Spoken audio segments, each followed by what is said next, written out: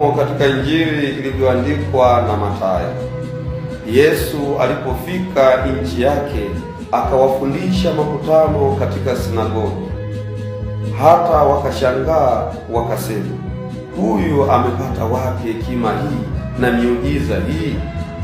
Huyu si mwana wa seremala? Mamaye si yeye aitwaye Mariamu?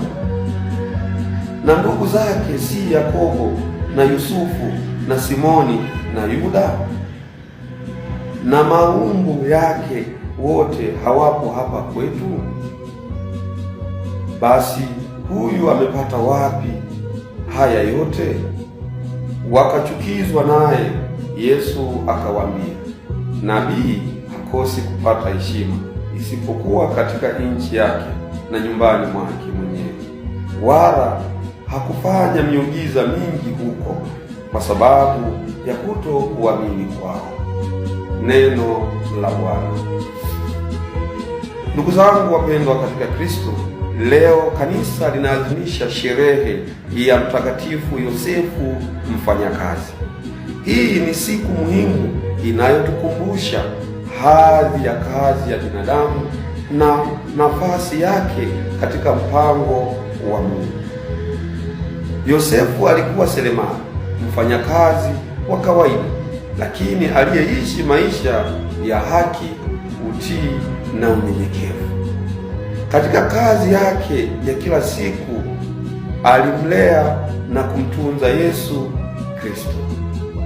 Hivyo kazi yake haikuwa tu ya kujipatia riziki, bali pia huduma kwa mpango wa wokovu.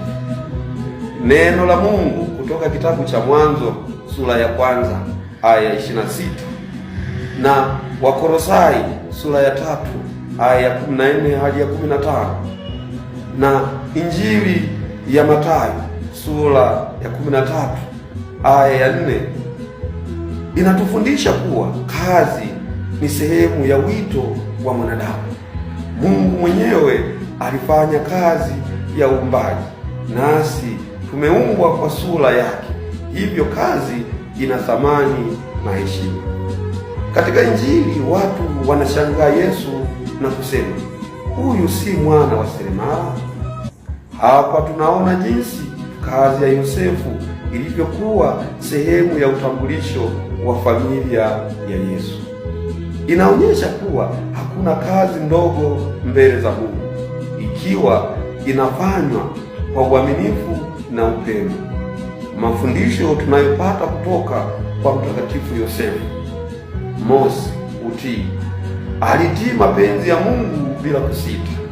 2, unyenyekevu. Hakutafuta sifa wala umaarufu. 3, uaminifu katika kazi. Aliweka maisha yake mikononi mwa Mungu. Katika dunia ya leo ambapo watu wengi wanatafuta mafanikio ya haraka au wanadharau kazi fulani, Mtakatifu Yosefu anatufundisha kuwa kazi yoyote ya halali ni baraka na inaweza kuwa njia ya kumtumikia Mungu na jirani.